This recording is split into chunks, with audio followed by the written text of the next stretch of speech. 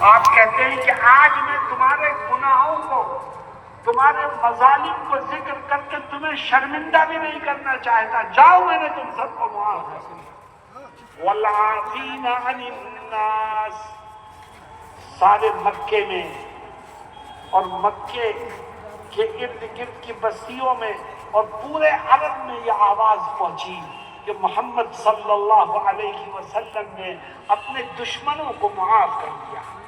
عرب حیران تھے، ان کے ہاں معافی کا کوئی خانہ نہیں تھا۔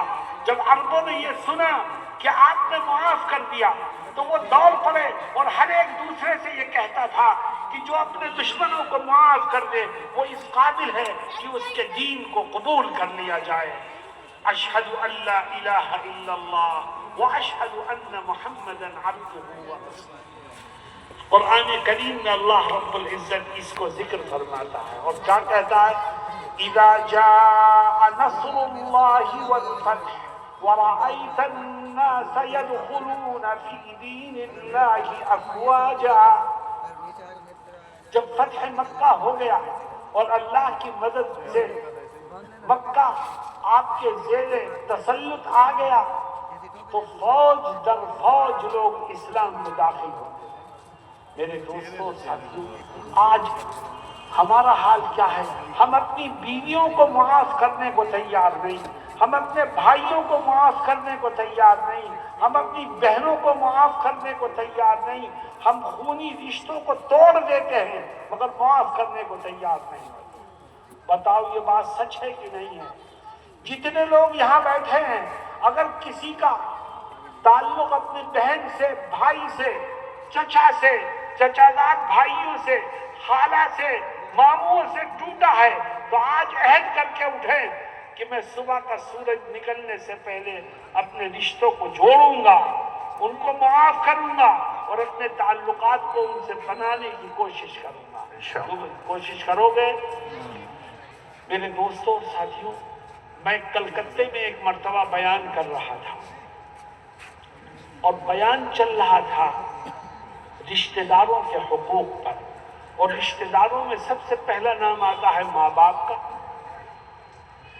میری کرسی کے سامنے ایک نوجوان بیٹھا تھا، پورا بیان اس نے سنا، عشاء کے بعد کا بیان تھا، اٹھ کے چلا گیا، میں بھی اپنے قیام گاہ پہ چلا گیا۔ میں فجر میں اٹھا تو وہ میری قیام گاہ پر موجود۔ میں نے کہا بھئی تم رات میں بیان میں تھے اور آج فجر کے وقت یہاں کیوں آ گئے؟ اب گردن جھکائے بیٹھا ہے۔ میں نے کہا بھئی اس وقت کیوں آئے ہو، کیا بات ہے؟ کہنے لگا ایک بات آپ کو سنانے آیا ہوں۔ میں نے کہا کیا بات ہے، سناؤ۔ کہنے لگا بیان میں نے سنا تو جس وقت ماں باپ کے حقوق اور رشتہ داروں کے حقوق میں نے سنے اس وقت 6 مہینے سے میری اپنی ماں سے بول چال بند تھی۔ میں بیان سے فارغ ہو کے سیدھے ماں کے گھر گیا۔ میں نے دروازہ کھٹکھٹایا، ماں بھی ناراض تھی۔ میں نے کہا کھولو، میں کھڑا ہوں۔ ماں نے کہا میں نہیں کھولتی، جا یہاں سے۔ میں دروازے پہ کھڑا رہا آدھے گھنٹے اور روتا رہا، لیکن میری آنکھوں سے جو آنسو نکلے اس نے ماں کی ممتا کو بھڑکا دیا۔ کچھ دیر کے بعد ماں نے دروازہ کھول دیا۔ میں نے ماں کے قدموں کو پکڑ کے توبہ کیا اور معافی مانگی۔ مولانا صاحب پوری رات اسی میں گزر گئی۔ بالآخر میری ماں مجھ سے راضی ہو گئی۔ میں نے کہا آج کی رات تیری ماں ہی تجھ سے راضی نہیں ہوئی ہے، آسمانوں پر رہنے والا خدا بھی تجھ سے راضی ہو گیا ہے۔ میرے دوستوں، اپنے رشتہ داروں کو اپنے آپ سے قریب رکھو، ان کو معاف کرو۔ ہو سکتا ہے کہ گڑبڑی ان کی طرف سے ہو سکتا ہے زیادتی ان کی طرف سے ہو سکتا ہے کہ نامناسب اقدامات ان کی طرف سے ہوں، لیکن میرا خدا کہتا ہے مجھ سے کہ معاف کر۔ بتاؤ تم اپنی خدا کی مانو گے کہ نہیں مانو گے، یا صرف اپنی ناک کو اونچا رکھنے کے لیے الٹی سیدھی حرکتیں کرو؟ خونی رشتے کس نے بنائے ہیں؟ میں نے، یہ تم نے نہیں بنائے ہیں، اللہ نے بنائے ہیں۔ اور جو رشتے خدا نے بنائے ہوں اس کو توڑنے کا حق ہمیں اور آپ کو کسی نے نہیں دیا۔ ہم میں سے کسی کو ان رشتوں کو توڑنے کا حق نہیں ہے۔ والعافین عن الناس، ایک دوسرے کو معاف کرو۔ کسی نے بدسلوکی کی ہے معاف کرو، دل سے نکال دو.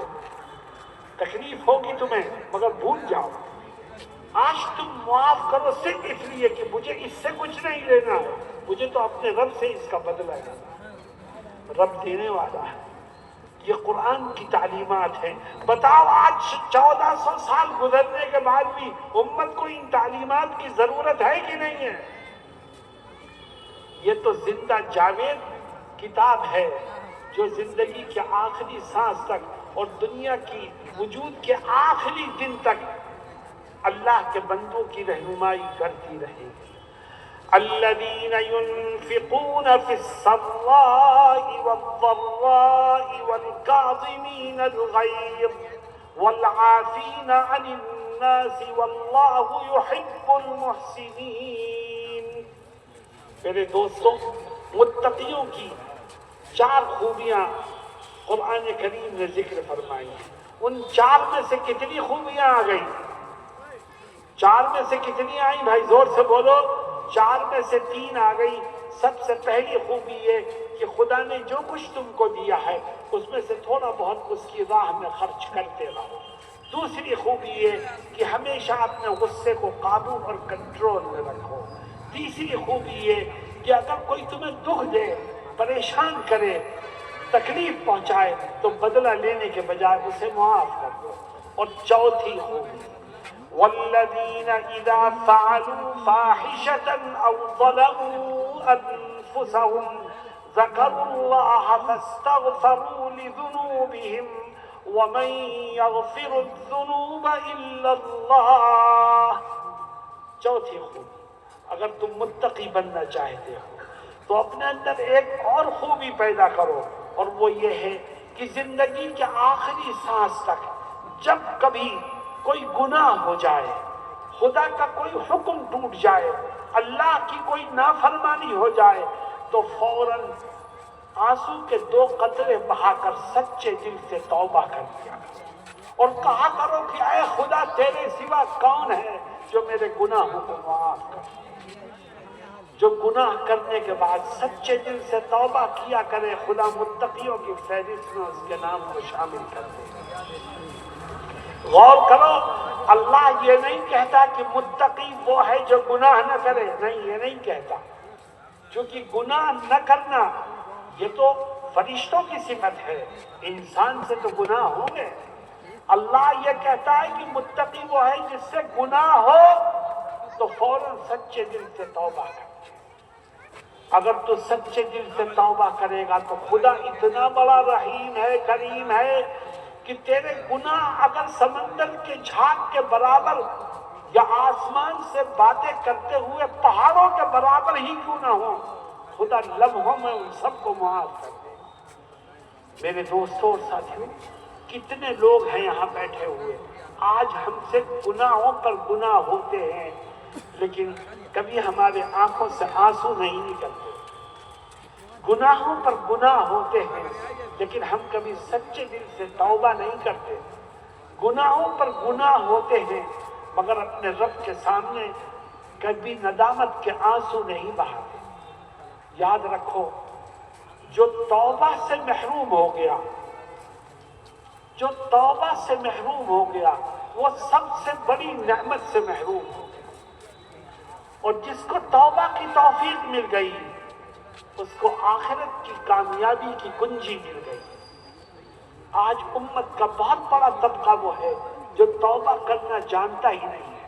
اور یاد رکھو میری ایک بات ہمیشہ کہ توبہ کی توفیق بھی اسی کو ہوگی جس کو آخرت کی فکر ہوگی، جس کو قبر کی فکر ہوگی، جس کے دل میں موت کا خوف ہوگا. اللہ اسی کو توبہ کی توفیق بھی عطا فرمائے گا. جس کے دل سے موت کا خوف نکل گیا، آخرت کا خوف نکل گیا، خدا کے سامنے کھڑے ہونے کا خوف نکل گیا تو پھر اس میں اور جانور میں کوئی فرق نہیں. میرے دوستوں اور ساتھیوں، اللہ بڑا معاف کرنے والا ہے. کیا کہتا ہے؟ کہتا ہے تو سچے دل سے توبہ کر، میں کیا کروں گا؟ وَإِنِّي لَغَفَّارٌ لِمَن تَابَ وَآمَنَ وَعَمِلَ صَالِحًا ثُمَّ اهْتَدَىٰ. میں بڑا معاف کرنے والا ہوں. اس شخص کو جو اپنی زندگی کو سدھار لے اور گناہوں کی سچے دل سے معافی مانگے.